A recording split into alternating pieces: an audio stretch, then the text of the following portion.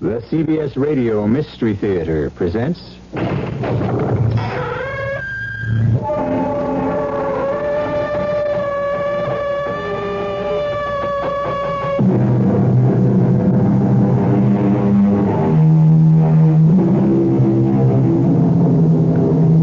Come in. Welcome. I'm E.G. Marshall. If your blood runs cold at specters rising from the moss-grown grave, or bloody murder of the innocent, while the evil and the damned hold sway, now is the time to leave. All right, if you prefer to stay, come with me now to the strange and forbidding house that fades and reappears strangely in the mists of the moors where it is situated. The house of Cadmus Melchior, where the handsome Baron Mark Staunton is making a request which sounds more like a command. I want Melinda. Must you invade my privacy?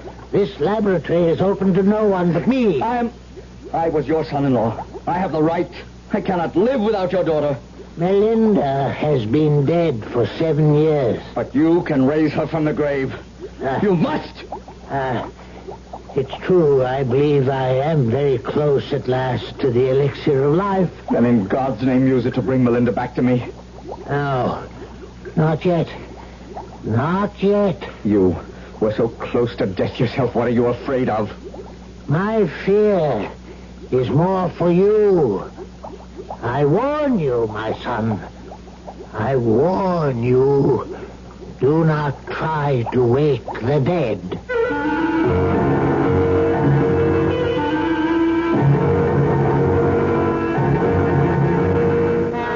Our mystery drama, The Spectral Bride, was written especially for the Mystery Theater by Ian Martin and stars Michael Wager and Joan Loring. It is sponsored in part by Anheuser-Busch Incorporated, Brewers of Budweiser, and Buick Motor Division. I'll be back shortly with Act One. Never heard of beer on the rocks? No? Swell. The people who brew Budweiser never have thought ice in your beer was such a cool idea anyway. If you only knew how ice cuts down the head and waters the taste. Oh, a chilling thought. A downright tragedy with Budweiser especially. Budweiser is the king of beers. The only beer in America that's beechwood aged, naturally carbonated. Which means Bud brews its own bubbles. Tiny ones over a dense lattice of beechwood strips. The beer ages the best way, the right way, naturally. But add an ice cube and bloop, there goes all that extra effort. So if you forget to cool enough Bud, skip the cubes and put your Budweiser on ice for a while on the coldest shelf in your refrigerator. Even if the wait does frost you a little, it'll be worth it. Anheuser-Busch, St. Louis. It's Frigidaire Factory Discount Days. Frigidaire Factory Discount Days? What do you get? What do you get? Coupons for cash refund. Cash refund? That's right. Between September 22nd and October 12th, it's Frigidaire Factory Discount Days. And you can get cash refunds when you buy selected Frigidaire appliances. You get a $10 cash refund direct from Frigidaire when you buy an FPCI 170T refrigerator, an RSC 36 range, a WCD washer, or a DCD dryer. You get a $15 refund when you buy an LC2 or an LCT 120 Skinny Mini Home Laundry Center. And you get a $25 refund when you buy both the washer and dryer. To receive your refund, just mail the coupon provided by your Frigidaire dealer and proof of purchase direct to Frigidaire. Coupons for cash refunds? Where are they at? Where are they at? At your nearest Frigidaire appliance dealer. So have a good day on Frigidaire.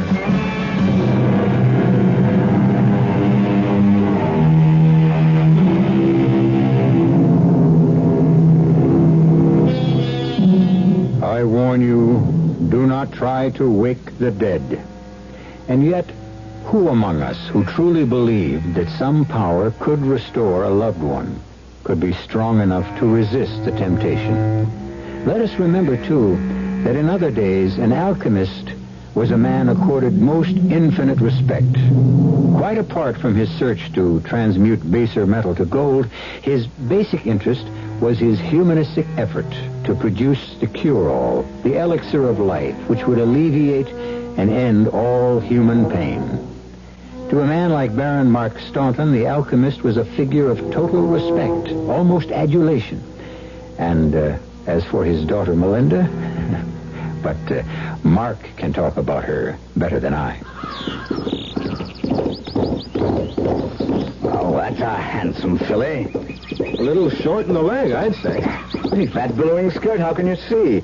Oh, not the horse, cousin, the lady.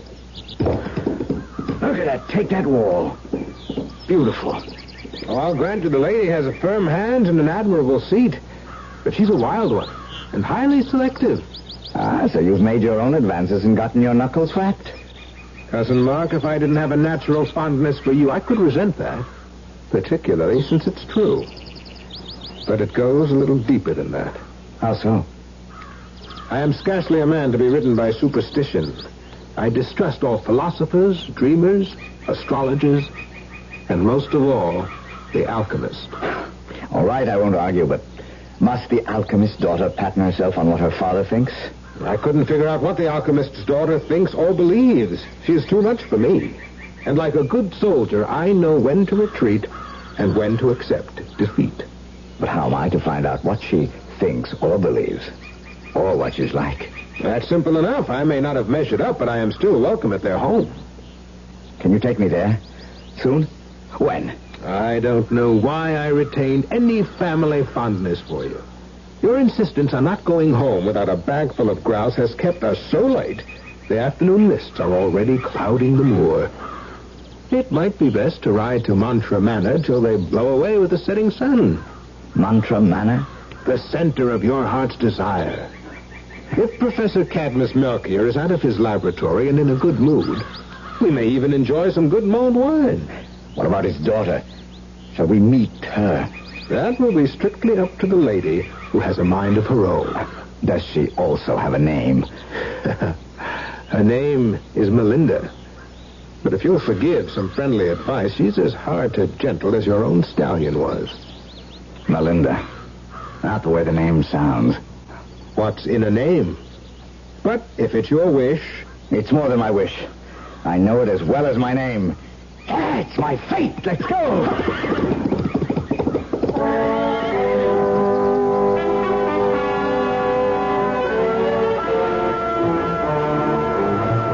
The alchemist was a tall, cadaverous man with piercing green eyes that gleamed like emeralds from the shadows beneath great tufted brows.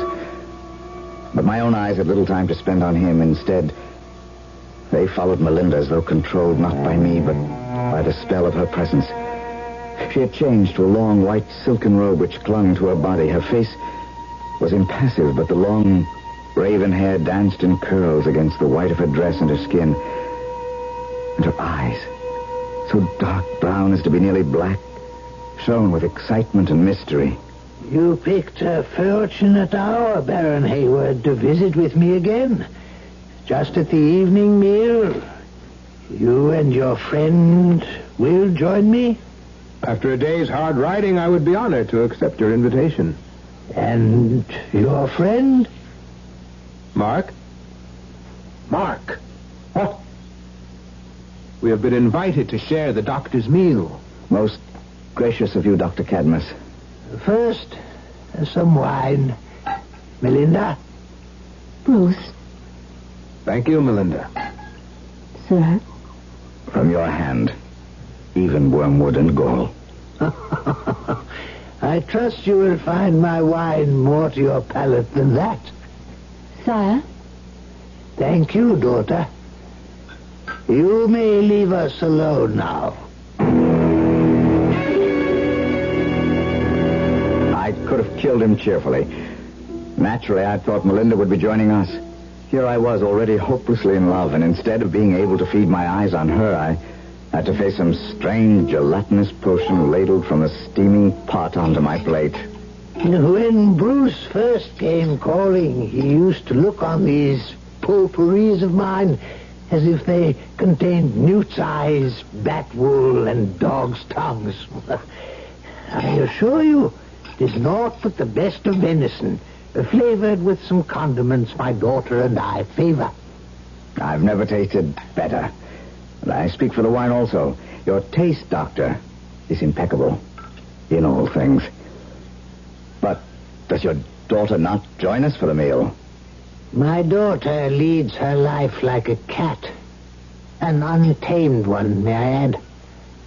And especially with this visit, I think she feels there would be less strain with her absence. Mark is my cousin, Doctor. He knows Melinda did not choose to marry me. Does he also know that I was against the marriage? No, sir. Well, I ask why. My cousin comes of a long and honorable line, and his wealth and position are secure.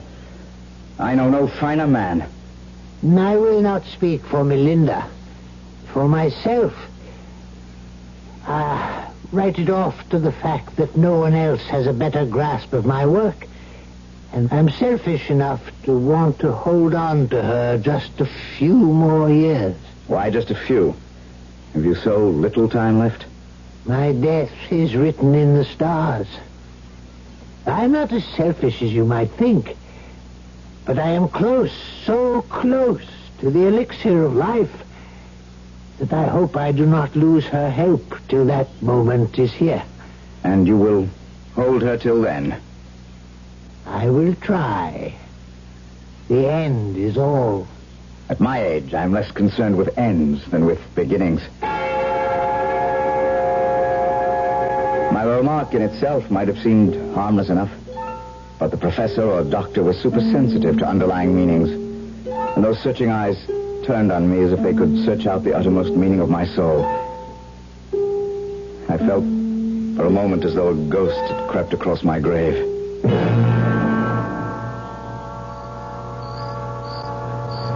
Thank you for your hospitality, sir. You are welcome, sir.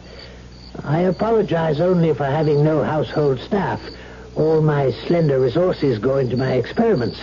That's why I had to ask Bruce to go fetch your horses. I should have gone with him.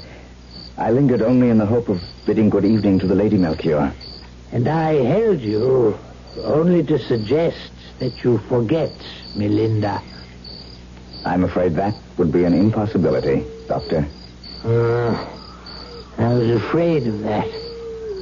You object if I try to call on her? I doubt if it would do any good.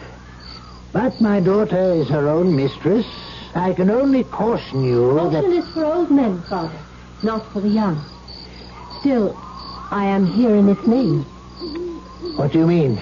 The mist lies like a blanket on the moor. Even Bruce, as well as he knows the way, could not find it to the town, let alone Sir Mark. I have made up bids for both of them. They must stay and be our guests. For myself, I accept gladly. But perhaps Dr. Melchior... No. Melinda is right. It's as dark as a witch's pocket abroad. And unseasonably cold for these old bones. And besides, who am I to stand in the way of fate? Go in, Father, dear. I shall see our guests settled and safe. Settled. But safe? God's will be done. I shall see you in the morning. Good night, Father. Good night, Dr. Melchior. Well, Sir Mark, shall we walk together to the stables and tell Bruce he need not saddle the horses? Or to the end of the earth and beyond. Or to the end of the earth and beyond. But we should tell Bruce. Of course. If you'll lend me your hand to lead me the way. Come. It's beyond all reason, wild, improbable. But since I first saw you take your horse across that stone wall... There's a gap in it not 3 feet away from where I went over, but I wanted to be sure you noticed me. How could I have missed you? Bruce might have wanted you to. I know about you and Bruce. But there never was anyone more honest and true-hearted, and he loves me like a brother. I think it would be very hard for anyone not to love you. Even you.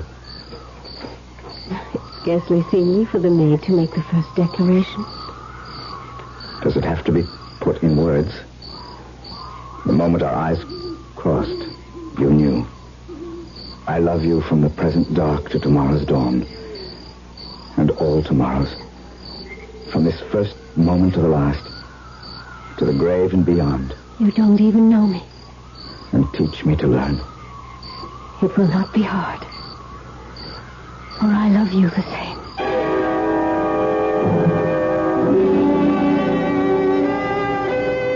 Tomorrow we will say the words.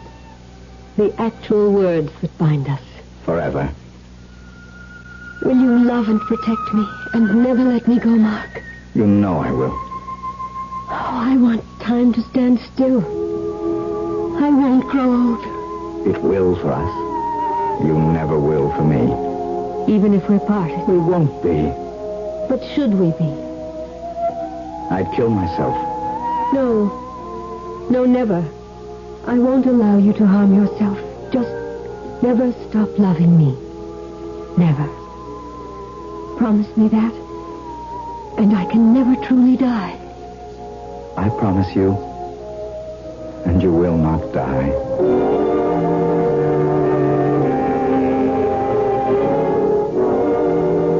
We were married and lived 6 months in such a state of bliss and absolute love that not one solitary thing, not even a vagrant thought of any world beyond us, intruded on our paradise. And then, one day, out riding. I think your love is cooling. It needs reviving. Remember the first day you saw me? Feel this fan of lace?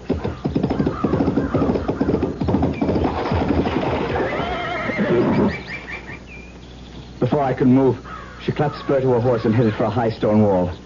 The approach was too short, and the horse could not clear the wall. His front legs crashed knee-high against the stone, and the horse and rider catapulted head over heels among a shower of rocks.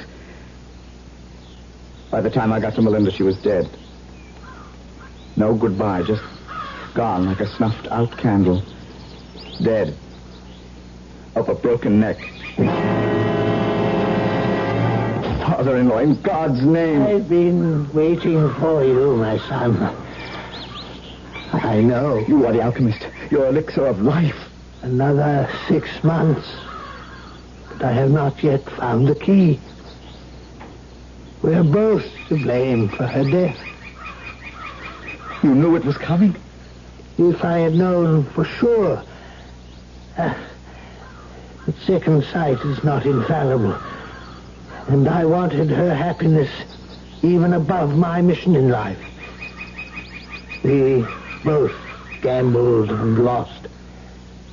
Or perhaps I should say, all three of us. Isn't there some hope that your elixir... For centuries, that has remained a dream. Linda is in the grave forever. No, I'll never accept that. I'll find a way. We cannot fly in the face of God, my son. From this day forth, because of what he has taken from me, I renounce him. And I damn him to take his place with Lucifer and all the other fallen angels. How easily in the heat of passion, of the agony of loss, the thoughtless words spring to our lips. How fortunate we are that so seldom are we held to account for them. But the Baron Mark Staunton was not to escape so easily, nor his unwilling partner, Dr. Cadmus Melchior, as we shall see when I return shortly with Act 2. Excuse me, sir. Yeah? I would like to ask a deceptively simple question. Okay. I say deceptive because few people seem to know the answer. Go ahead. Are you ready? Yeah, ready as rain. Okay. No, wait. I think that should be right as rain. Oh, well, No, you wait. Make that ready as I'll ever be, okay? Ready as I'll ever be. Whatever. Yeah. Anyway, the question is this. Yeah, go ahead. What happens this time of year? Huh? That's it. That's the question. That's the $64,000 question. That's the one for all the marbles, right? Well, That's the one that's on everybody's lips, huh? Yes. That's the question. Well, Good. as everyone should know, what happens this time of year is that Buick dealers are giving great deals on 1974 Buicks, which of course means that this time of year may very well be the best chance you'll ever have to buy a Buick. From the thrifty but surprisingly elegant Apollo to the dashing full-size LeSabre to the Electra, which surprisingly enough is the second largest selling luxury car in America. Know-it-all. Pretty soon, it'll be time to go indoors and hibernate again. When you do, you'll start looking for ways to stay warm during those cold winter months.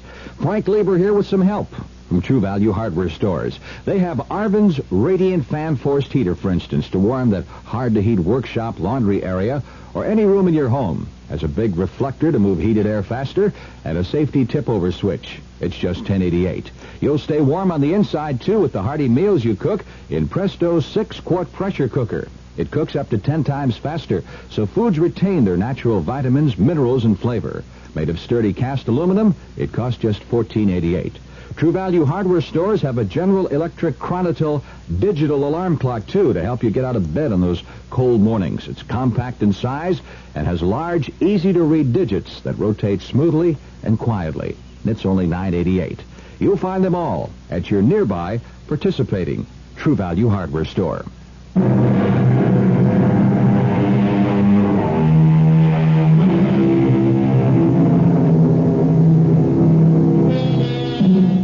Time, they say, heals all wounds, particularly if one is in the early 20s. And loneliness was far from Baron Mark Staunton's natural estate. Indeed, the extent of his physical estate made it incumbent on him to be married and to produce heirs who would maintain the line. And so, within the year, he had married well, unlike his cousin Bruce, still a bachelor. Darling, why so pensive? Oh, I was just thinking of poor lonely Bruce. I swear he enjoys our children more almost than we do. I hope that isn't so with you. It certainly isn't with me, Mark. Oh, Anne, my lovely wife and mother. No man could ask for a fuller, richer life than I have. You find me a satisfactory wife? You have all the love I have to give. Why should you question it? It's foolish, I know, but every time Bruce comes to visit... What? Oh, I'm ashamed of myself, really. But it brings her to mind, and I ask God to forgive me for what I feel about a young girl who met a sad death so early. We have never talked about my first wife before. I must be growing older or more secure. But I do love you so. Which makes us a pair of doves. Thank you, my love.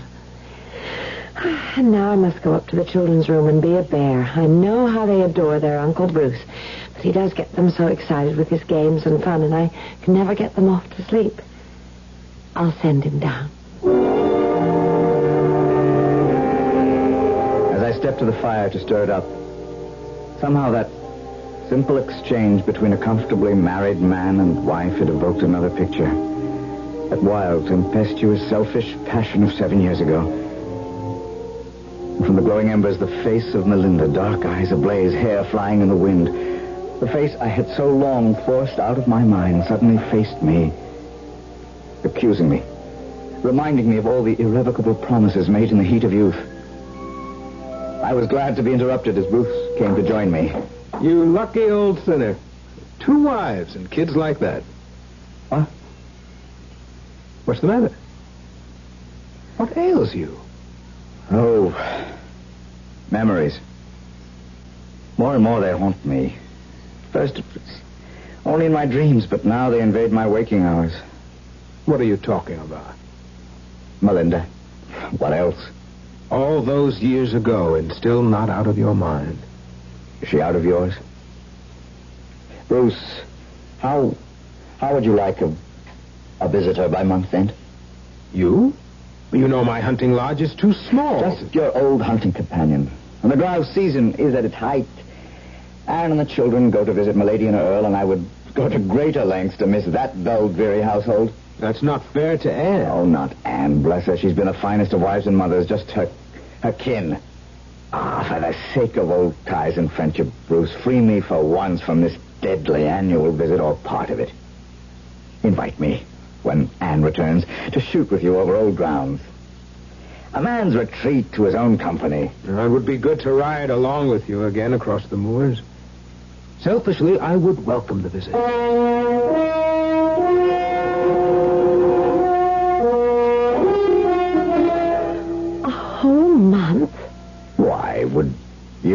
so much. Every second of every minute of every hour of every day. That's all. My gentle, kind, and loving Anne. Shall we split the difference?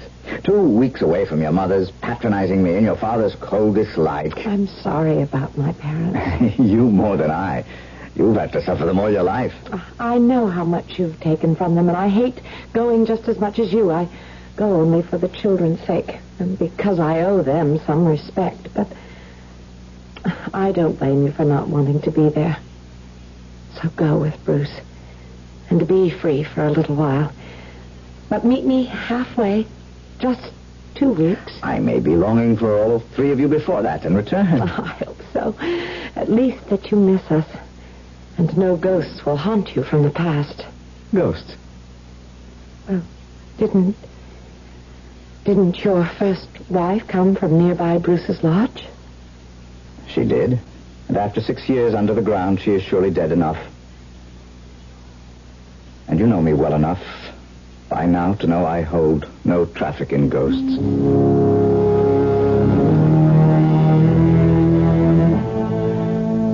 And so I went with Bruce back into the past. Did I really believe it had no hold on me? Was the tomb I had built in the darkest recesses of my heart for Melinda total recognition of her death? Or did some irrational hope still burn like a flame? That first night at Bruce's hunting lodge, we drank more than we should have and stayed up far too late. It was the darkest hour before the dawn when I was awakened by... Huh? I was asleep. Mark! Mark! You have come back. Melinda. Look. Melinda. Look to the window. Melinda. As you were. As I could be. It's the 7th year. And 3 nights from now, the moon is new. Go to my father. Make him bring me back. No. Melinda. Let me talk to you now. Melinda! What's going on? Melinda. She was there just beyond the window. I could see her. Oh, you're as drunk as I am. Nobody outside that window. It's 30 feet to the there'll be no hunting tomorrow. We're due for heavy rain. Oh, my head is splitting. Let's both go to bed and sleep off our carousing. I could ask for nothing better than that. But whatever sleep I had was fitful because, as Bruce had predicted, the rain came slanting down and the black clouds lay so low across the moors a man might have reached and touched them from the back of a tall horse. At last I could stand it no longer. I had to face the magnet which had drawn me back to my past.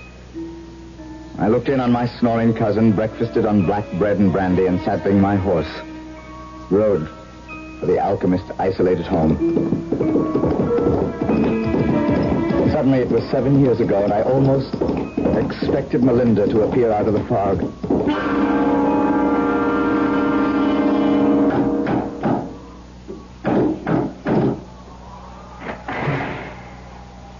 Yes? Who is it? You don't recognize your own flesh and blood? All I have ever had of flesh and blood has lain mouldering in the grave for 7 years. I'm not so close then, I admit. But I was your daughter's husband. What? Why should you return at this particular moment? Oh, first, come in. 'Tis foul weather. And chill enough in here. Alone, I cannot tend the fires and watch my experiments. What brings you here? Melinda. You are married with a wife and children. What does Melinda mean to you anymore? My heart, my soul, my only real reason for being. What I was died with her. What I am is a dream I live. A dream no longer worth living, especially after last night. Come into my laboratory. It's the only place where there is warmth. What do you mean by especially last night? I saw her. Where? Outside my window at Sir Bruce Hayward's lodge. The sleeping quarters are on the second floor. It was but a dream. I tell you, her spirit was there. She sent me here with a message. What message? That this was the 7th year, and in 3 nights the moon is new. She bade me tell you, bring her back. No.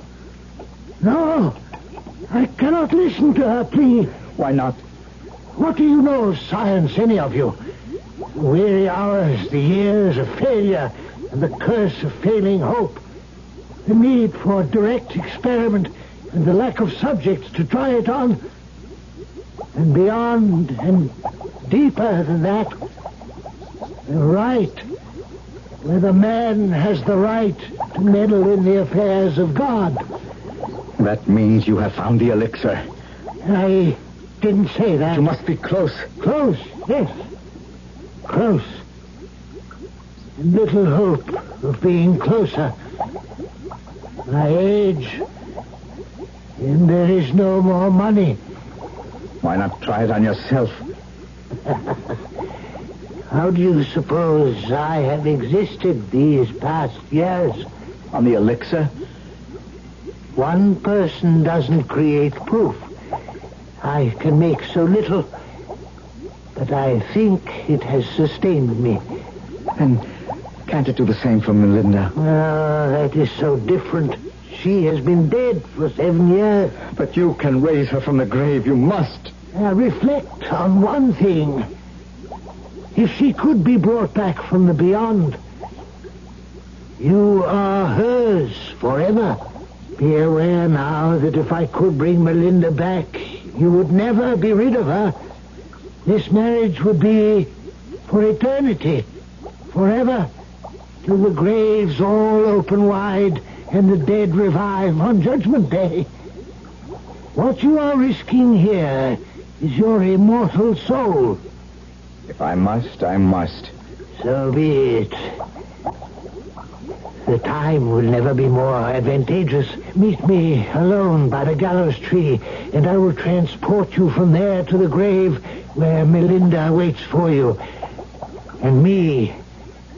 But I warn you, if you value your life, do not keep our appointment. Do not try to wake the dead.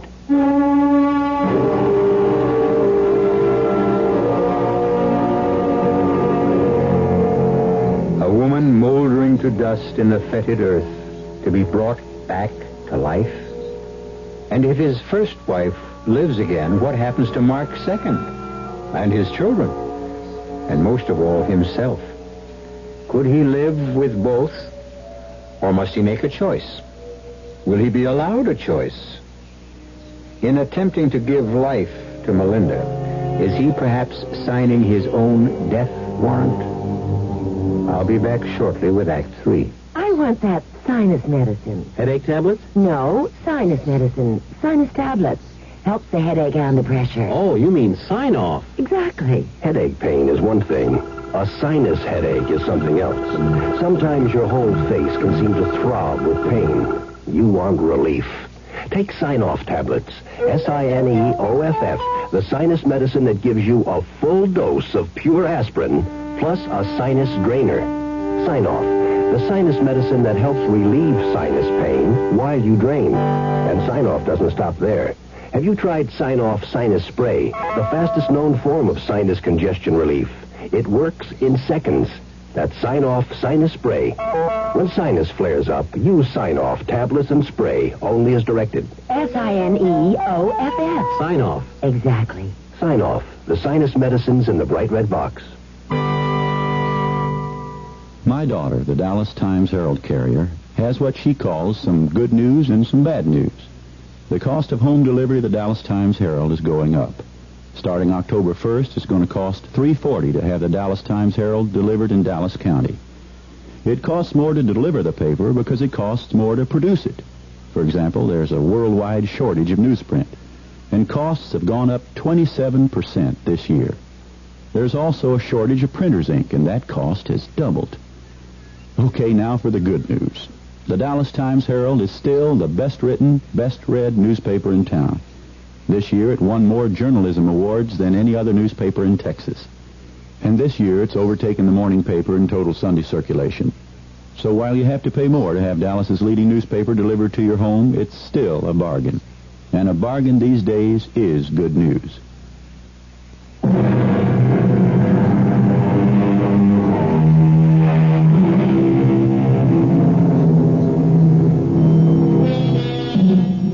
It was the poet Swinburne who said, "We thank with brief thanksgiving whatever gods may be, that no man lives forever, and dead men rise up never." Certainly all of us could subscribe to that and believe in it, and yet we could oppose that other famous quotation from Hamlet. There are more things in heaven and earth, Horatio, than are dreamt of in your philosophy. Let's see which proves more apt this time in this tale. For 2 days I tried to find another world to escape to, but no amount of wine or liquor dulled my thoughts or dampened my hope. Fortunately, it had the opposite effect on Bruce, and so when I left on the night of the new moon for my rendezvous with the alchemist, he was out as if he'd been clubbed.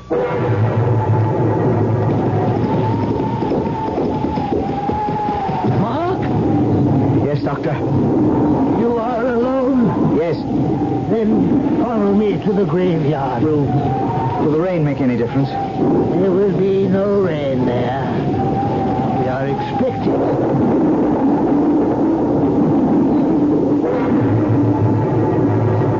The old man was right. From the moment we left the gallows tree, the rain had stopped. And high above the scudding clouds, the fingernail of the brand new moon appeared and disappeared as if pointing straight at us. Come with me to the grave. For the last time, I warn you, wake not the dead. Let her rest. Aye, let her rest. But upon me... Reflect. She is 6 years dead. Who knows what awesome creature of loathing I am to resurrect? Then if it be so, I will join her now. It shall be as you wish. Step back.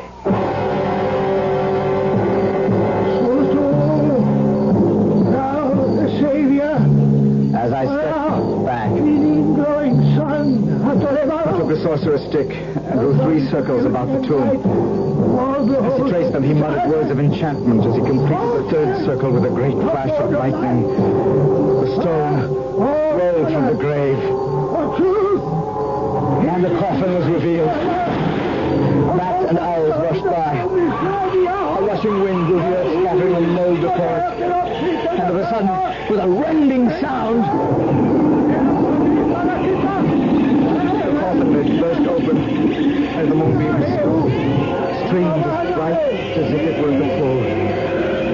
Then from the skull which Cadmus had filled with the smoking liquid, he poured the elixir on the grave, crying, The heart beats once more with the flood of life. Thine eye is open to sight. Arise, Belinda, from the tomb. And suddenly, rising from the rotting wood as fresh as though it had been yesterday, pale and cold from her long sleep with the black eyes flashing, and that glorious black hair tumbling about her shoulders was my Melinda, alive and breathing.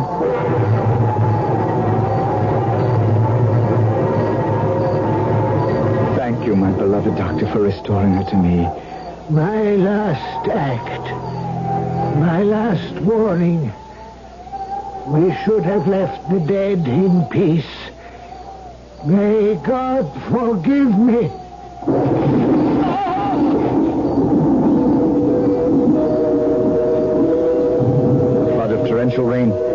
anything but emergency action possible. I had scarce time to fold my chill and lovely bride in my arms before we had to drag her father to the tomb she had so recently risen from. Together we rolled the stone back into place. Melinda mounted my horse while I took the old man's. Darling, we'll ride to Bruce's lodge and warm you. No, Mark, please. I want to go home. In this weather, chilled as you are already. My blood flows warmer every minute, and the longer ride will warm and bring me back to full life again. Is there any reason why we can't go home? No reason in the world.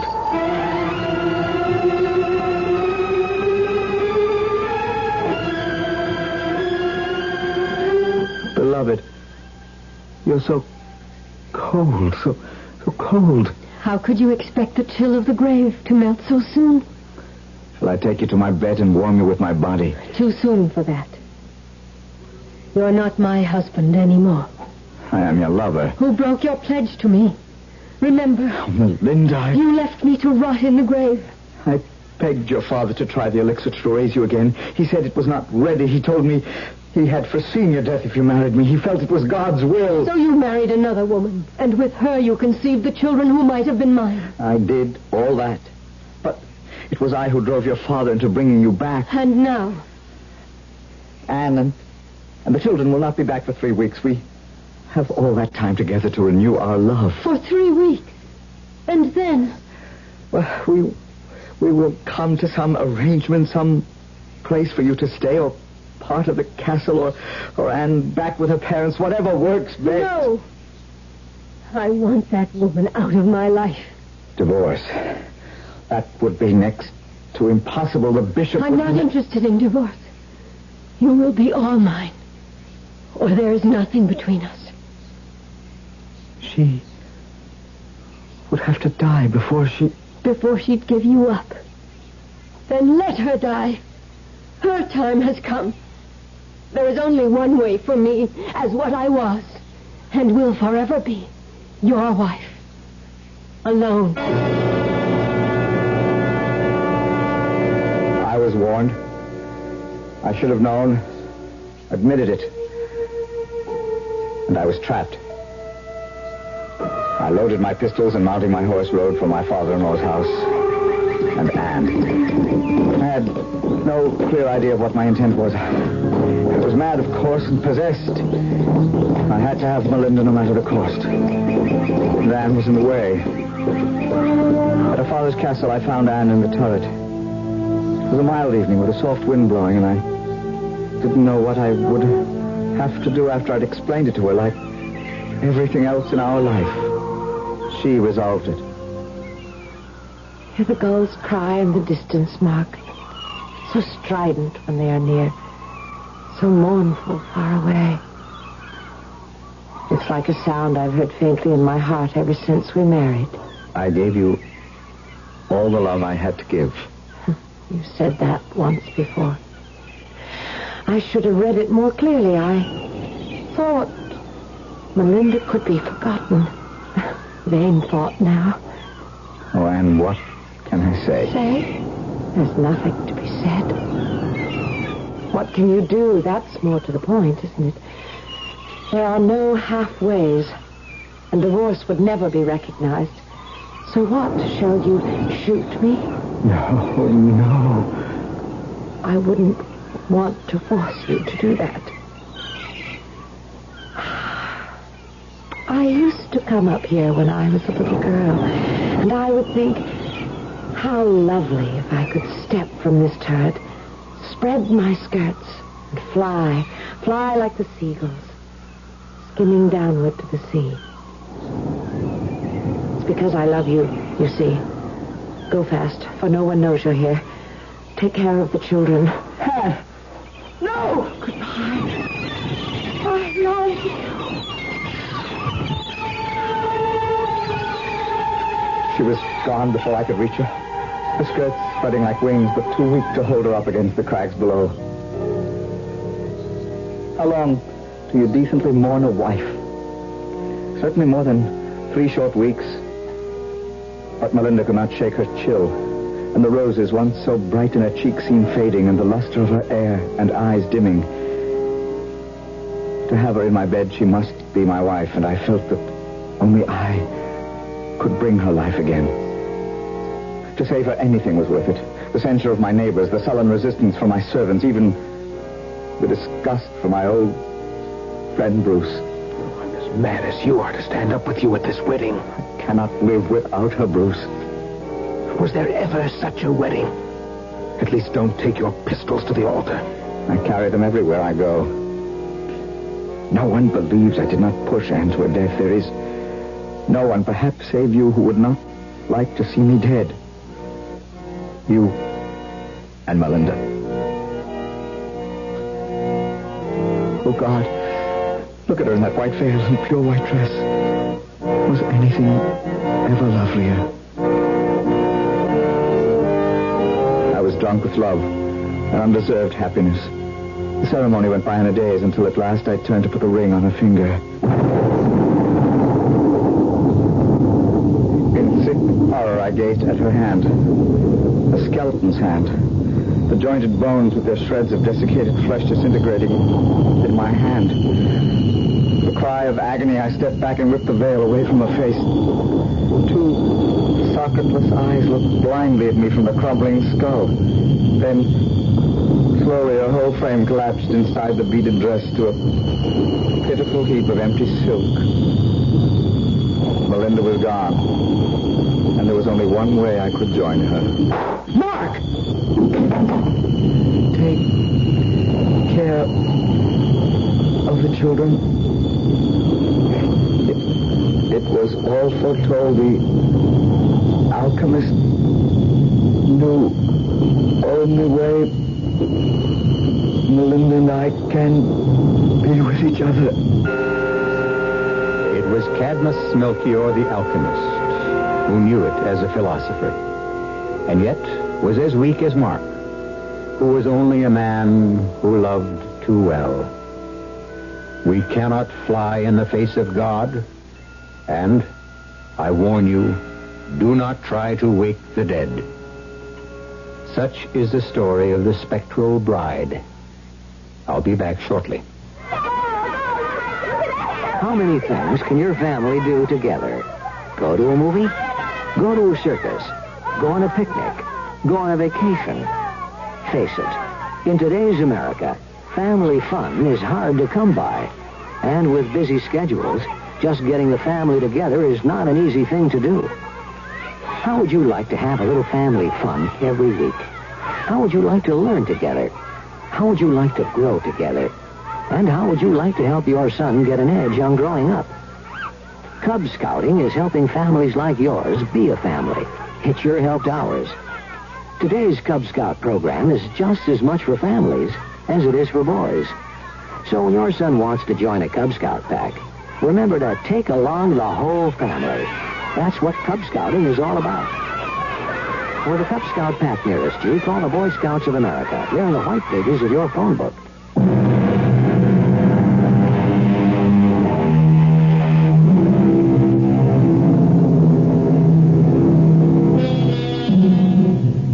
I don't know at what hour you heard this story, or what season of the year. For me, whenever I tell it, even on a summer's evening, some hint of old age always creeps into my bones. The fingertips chill, and my wife complains of cold feet. Mine. It does chill the blood. No doubt of it. And I hope it isn't true. Our cast included Michael Wager, Joan Loring, Patricia Elliott, Robert Dryden, and Jordan Charney. The entire production was under the direction of Hyman Brown.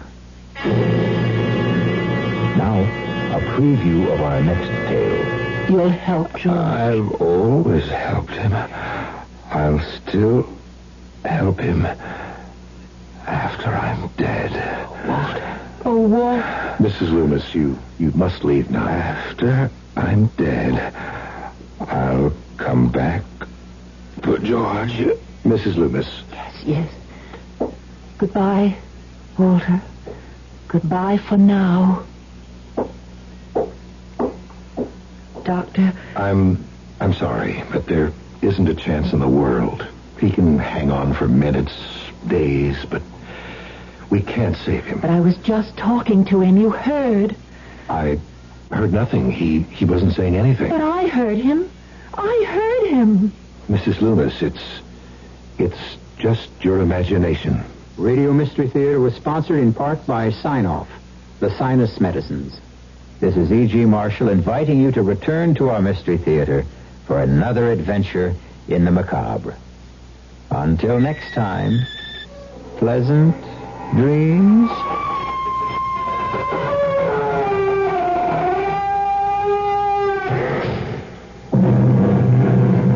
Tomorrow is a big day. Tomorrow is the official show date for the fantastic 1975 Chevrolets, and you can see them at the area's newest Chevrolet dealership. Light Chevrolet Company cordially invites you out to their big, beautiful 11-acre facility at North Central Expressway and Arapahoe in Richardson. Light Chevrolet Company and the beautiful 1975 Chevrolets both make their debut tomorrow. See them both at North Central and Arapahoe. Light Chevrolet and the 1975 Chevrolet lineup of cars and trucks. Wow, what a team. I think people are oftentimes surprised by the amount of money we can save them on their homeowners insurance. State Farm agent Bob Rain of Cincinnati, Ohio. Certainly, State Farm offers a very fair, very competitive price on our homeowners policy. If you put the great service along with a very, very fair price, I think you've got a great thing going for you.